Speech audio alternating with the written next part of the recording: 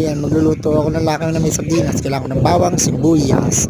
Ayan, ginisa ko na yung bawang, sibuyas.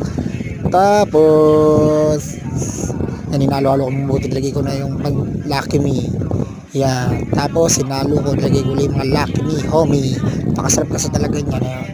Lagyan ko ng sardinas, swak. Pak, kasi yan, budget meal lang. Wala pang mga 100. Makakain na kayo ng napakaraming kakain kayo. Luto ko siya, ginisa ko siya ng maayos. Pagkatapos ko siyang gisahin, luto ko siya ng maayos. Tapos nakuluan ko lagyan ko siya ng mga 4 na basong tubig. Tapos lagay ko na rin yung seasoning ng Lucky Me. Yan, napakasarap niya kapag naluto. Ayan, pagkatapos kumulo niyan, tinakpan ko. Pagka yan, kulo na, ayan, luto na yan. Pwede na siyang gawin, pwede na kainin. Okay na.